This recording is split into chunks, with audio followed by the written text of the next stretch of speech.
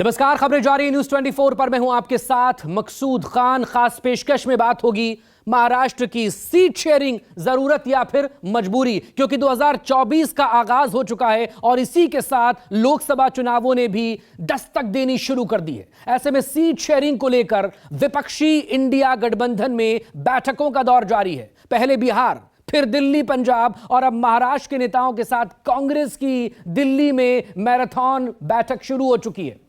पिछले लोकसभा चुनाव से इस चुनाव के बीच सियासी उथल पुथल और जोड़ तोड़ के गणित ने पूरे महाराष्ट्र की सियासत को 360 डिग्री घुमा दिया है। हाल ये कि एनडीए यूपीए दोनों अलायंस में आधी आधी शिवसेना और आधी एनसीपी शामिल हो गई है। ऐसे में आज अगले आधे घंटे हम इसी बात का विश्लेषण करेंगे, आखिर क्या है महाराष्ट्र में विपक्ष का यह सीट शेयरिंग फॉर्मूला।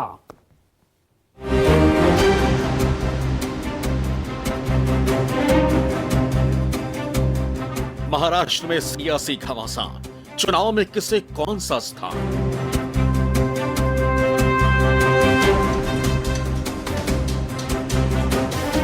सीट बंटवारे पर जारी माथापच्ची, एमवीए में किसे कितनी सीट मिलेगी।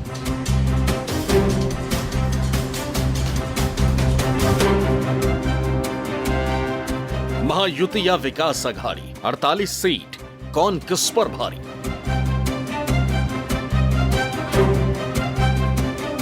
कहते हैं कि जो महाराष्ट्र जीतेगा वही राष्ट्र जीत लेगा, क्योंकि उत्तर प्रदेश के बाद महाराष्ट्र ही वो राज्य है जहां से लोकसभा की सबसे ज्यादा सीटें आती हैं। महाराष्ट्र में लोकसभा की 48 सीटें, जिसे जीतने के लिए पार्टियों ने पूरी ताकत झोंक दी।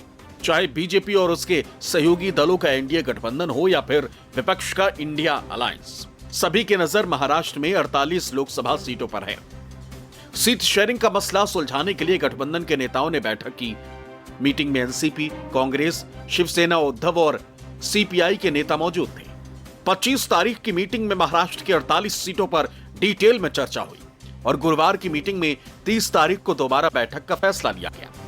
महाविकास आघाड़ी ने अगली मीटिंग में वंचित बहुजन आघाड़ी के प्रकाश अंबेडकर के शामिल होने की बात कही। तो वहीं सीट शेयरिंग के मुद्दे पर राजू शेट्टी से भी चर्चा की खबर सामने आई। लोकसभा चुनाव में सीट बंटवारे को लेकर महाविकास आघाड़ी ने मुंबई के ट्राइडेंट होटल में बैठक बुलाई थी। यह बैठक करीब 7 घंटे तक चली। संभावना जताई जा रही थी कि इस बैठक में सीट बंटवारे को लेकर कोई ठोस निर्णय लिया जाएगा, लेकिन कौन कितने सीटों पर लड़ेगा, इस पर अब भी फैसला नहीं हो पाया है।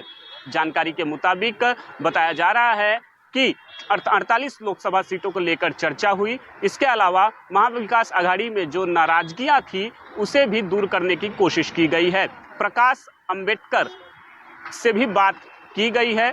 कहा गया है कि अगली बैठक महाविकास आघाड़ी की 30 तारीख को होगी, जिसमें प्रकाश अंबेडकर भी शामिल होंगे।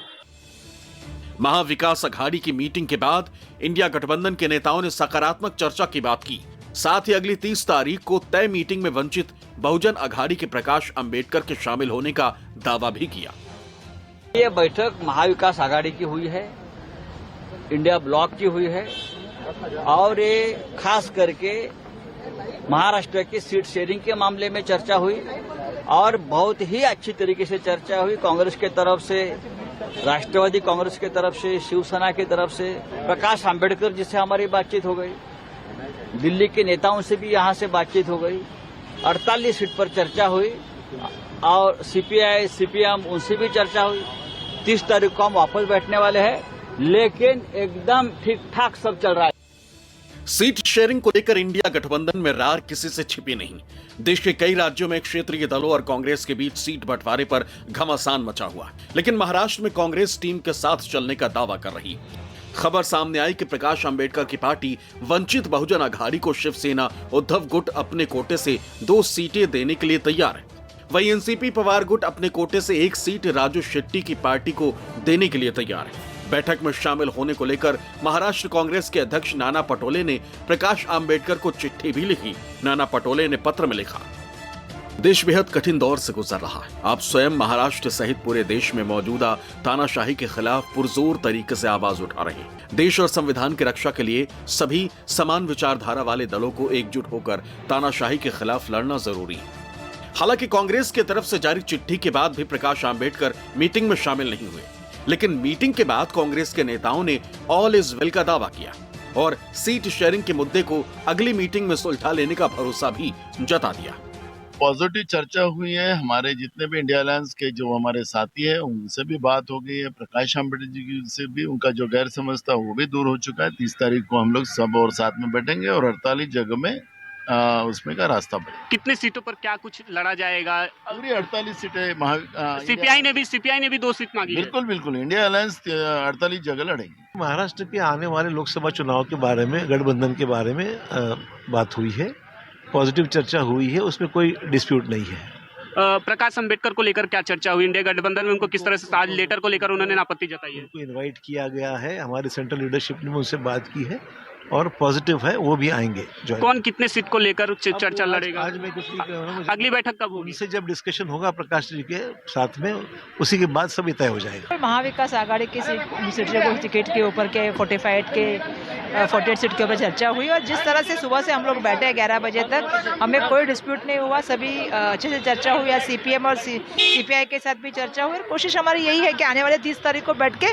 List final. जो लेटर आज आप लोग ने वंचित बहुजन आघाड़ी को दिया था मीटिंग में शामिल होने के लिए, उसको लेकर वंचित बहुजन आघाड़ी ने आपत्ति जताई है और उन्होंने कहा कि जब तक पार्टी के शीर्ष नेताओं की ओर से कोई उनके साथ बात हुई है दूरध्वनि पे भी, और उन्होंने भी कहा है कि 30 तारीख को बैठक के लिए आ रहे हैं। उसके लिए उनको वापस एक लेटर भेजा गया है और उनके साथ बातचीत हमारी जारी है। कौन कितने सीटों पर लड़ेगा इस पर कुछ चर्चा? अभी चर्चा बाद में आ जाएगी। आपकी कुछ चर्चा बाकी है, वो 30 तारीख को खत्म होकर फिर आपके पास आ जाएगी। महाराष्ट्र में सीट बंटवारे को लेकर माथापच्ची लंबे अरसे से जारी है। शुरुआती मीटिंग से खबर आई थी कि महाराष्ट्र की 48 सीटों में से 30 पर फाइनल फैसला हो चुका है, लेकिन 18 सीटों का पेच नहीं सुलझा और इस बार की मीटिंग में भी सिवाय अगली तारीख के कुछ सामने नहीं आया। आपको बता दें कि 48 लोकसभा सीटों वाले महाराष्ट्र में इंडिया गठबंधन में 3 प्रमुख दल शामिल हैं: कांग्रेस, शिवसेना उद्धव गुट और एनसीपी शरद गुट। लेकिन सीट शेयरिंग को लेकर सभी की अपनी अपनी महत्वाकांक्षाएं। शिवसेना पहले ही 23 सीटों पर लड़ने का मन बना चुकी है, तो वहीं कांग्रेस शिवसेना को इतनी सीटें देने को राजी नहीं। कोई भी हो, महाराष्ट्र में शिवसेना है। महाराष्ट्र में शिवसेना की जो ताकत है वो सबको मालूम है। शिवसेना आज भी महाराष्ट्र की नंबर 1 पार्टी है और सीट शेयरिंग के मामले में 3 पार्टी में कोई मतभेद नहीं है। मैं आपको बताना चाहता हूं, जरूर शिवसेना ने 23 सीटें का दावा किया है, लेकिन हम पहले से 23 सीटें लड़ते आए हैं ना यहाँ महाराष्ट्र में, तो उसमें गलत क्या है? महाराष्ट्र के 48 लोकसभा सीटों में से 23 सीटों पर SSUBT का दावा है, क्योंकि पिछली बार शिवसेना 23 सीटों पर लड़ी थी और इस बार 23 सीटों पर अकेले चुनाव लड़ना चाहती। 2019 में शिवसेना ने 23 में से 18 सीटें जीती थी। कांग्रेस 48 में से मात्र 1 सीट पर ही चुनाव जीती। शिवसेना उद्धव गुट से इसी दावे ने कांग्रेस में बेचैनी बढ़ा दी। गठबंधन में पार्टियों की मजबूरी होती है कार्यकर्ताओं का हौसला बढ़ाने रखने के लिए, चुनाव के पहले कोई कार्यकर्ताओं में नाराजगी न हो, इसको लेकर के अधिक से अधिक सीटों पर दावा करती है। अब शिवसेना 23 सीटों पर दावा कर रही है। पिछली बार उसके 18 सांसद चुन के आए थे, उसमें से 13 शिंदे गुट के साथ चले गए। ऐसे स्थिति में मेरे को नहीं लगता कि महाविकास आघाड़ी में शिवसेना के कोटे में 23 सीट मिलेगी, लेकिन बात सही है, यदि सीट ज़्यादा मांगेंगे तो जब सीट शेयरिंग टेबल पर बैठेंगे तो कम से कम 18 सीटें मिल जाएंगी, ऐसी उनकी उम्मीद होगी। लोकसभा सीटों को लेकर महाराष्ट्र के सियासी समीकरण पर गौर करें तो 2019 लोकसभा चुनाव में उस वक्त शिवसेना एनडीए गठबंधन का हिस्सा थी। 48 सीटों पर हुए लोकसभा चुनाव में बीजेपी के पास 23 तो वहीं शिवसेना के पाले में 18 सीटें थी। वहीं शरद पवार की पार्टी एनसीपी के पास 4 सीटें थी। लेकिन कांग्रेस का प्रदर्शन बेहद निराशाजनक रहा था। कांग्रेस को महज 1 सीट पर जीत मिली थी, वहीं अन्य के खाते में 2 सीटें गई थी। ऐसे में उस वक्त एनडीए ने 48 में से 41 सीटों पर जीत हासिल की थी। वहीं अगर महाराष्ट्र में इंडिया गठबंधन की वर्तमान स्थिति देखें तो इंडिया गठबंधन में शिवसेना उद्धव गुट के पास 5 सांसद हैं, एनसीपी शरद पवार गुट के 3 सांसद हैं, वहीं कांग्रेस का वर्तमान में एक भी सांसद नहीं। क्योंकि महाराष्ट्र के चंद्रपुर सीट से कांग्रेस सांसद सुरेश नारायण धानोरकर उर्फ बालूभाई धानोरकर का निधन हो चुका है, जिसके बाद यह सीट खाली है। यानी वर्तमान में महाराष्ट्र में इंडिया गठबंधन की ताकत की बात करें तो उसके पास कुल 8 सांसद हैं। लेकिन अब अगर महाराष्ट्र में एनडीए की वर्तमान स्थिति देखें तो बीजेपी के पास 22 सीटें, क्योंकि पुणे लोकसभा सीट पर बीजेपी के सांसद गिरीश बापट के निधन के बाद यह सीट खाली है। यहां फिलहाल सुप्रीम कोर्ट ने तुरंत उपचुनाव कराने पर रोक लगा दी है। वहीं शिवसेना शिंदे गुट के 13 सांसद हैं और एनसीपी अजित पवार गुट का 1 सांसद, यानी कुल 36 सांसद एनडीए के हैं। यानी कुल 46 सांसदों में से एनडीए के पास 36, इंडिया के पास 8 सांसद हैं, वहीं अन्य 2 सांसद हैं। ऐसे में सीट शेयरिंग पर समाधान ढूंढना इंडिया गठबंधन के लिए चुनौती है। हमने उनसे बात की, मैंने खुद ने भी उनसे बात की, हमने बहुत उनको मनाया। मैंने खुद ने उनको बहुत समझदारी का रोल अपनाया कि हमको तुम्हारी आवश्यकता है और इसलिए आपका जो इरादा है कि हम संविधान बदलने लेने लगे, वही हमारा इरादा है। यहाँ पे कोई हुकुमशाह हमें चलेगा नहीं, वही हमारा इरादा है। गणतंत्र बचना चाहिए, वही हमारा इरादा है। तो इन सब इरादों के लेके हम सब एक होना चाहिए, ये हमने कहा, तो उनको भी बात मंजूर है।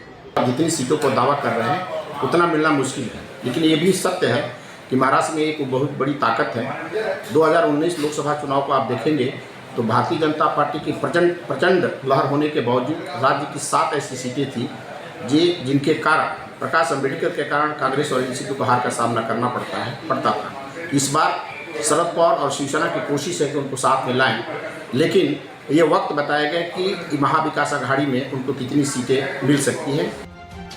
आगामी लोकसभा चुनाव को लेकर विपक्षी गठबंधन इंडिया में शामिल राजनीतिक दल जल्द से जल्द सीट बंटवारे का विवाद सुलझाना चाहते हैं। इसी कड़ी में लगातार बैठकें हो रही हैं। महाराष्ट्र की सीट शेयरिंग को लेकर दिल्ली में इंडिया गठबंधन की एक महत्वपूर्ण बैठक भी हो चुकी है और उसमें सीट शेयरिंग का फॉर्मूला भी तय हुआ। सूत्रों से मिली जानकारी के मुताबिक जो संभावित सीट शेयरिंग का फॉर्मूला बैठक में रखा गया, उसके मुताबिक 48 लोकसभा सीटों में से कांग्रेस 20 सीटों पर अपनी दावेदारी पेश कर रही, यानी वो 20 सीटों पर चुनाव लड़ेगी। वहीं शिवसेना उद्धव गुट को भी 20 सीटें देने पर विचार किया गया है। हालांकि पिछली बार शिवसेना जब बीजेपी के साथ चुनाव लड़ी थी तो उसने 23 सीटों पर चुनाव लड़ा था और 18 सीटें जीतने में सफल रही थी। वहीं शरद पवार के एनसीपी की बात करें तो उन्हें 6 सीटें दी जा सकती। हालांकि पिछली बार उनके 4 सांसद चुनकर आए थे, लेकिन एनसीपी के टूट जाने की वजह से कांग्रेस उसकी कमजोरी का फायदा उठा सकती है और उन्हें 6 सीटें दी जा सकती। वहीं प्रकाश अंबेडकर की वंचित बहुजन अघाड़ी को 2 सीटें दी जा सकती ताकि दलित वोट बैंक को साधा जा सके। हालांकि ये अनुमानित आंकड़े हैं, फिलहाल सीटों को लेकर कोई फैसला हुआ नहीं, लेकिन जो कयास लगाए जा रहे हैं कि सीट शेयरिंग को लेकर उसके मुताबिक संभावित सीट शेयरिंग का फॉर्मूला हो सकता है। अब चूंकि 2024 के चुनाव में ज्यादा समय बचा नहीं है, ऐसे में इंडिया गठबंधन के सभी घटक दल जल्द से जल्द सीटों का बंटवारा चाहते हैं। ऐसे में कांग्रेस के लिए चुनौती बड़ी है, क्योंकि गठबंधन में वो बड़े भाई की भूमिका में है। ऐसे में उसे न सिर्फ अपनी बात रखनी है, बल्कि सहयोगियों का भी ध्यान रखना है। ऐसे में देखना दिलचस्प होगा कि कैसे कांग्रेस जल्द से जल्द सीटों का बंटवारा करती है और इंडिया गठबंधन के लिए सीट शेयरिंग का मसला कैसे हल हो पाएगा। मुंबई से राहुल पांडे के साथ ब्यूरो रिपोर्ट, न्यूज़ 24।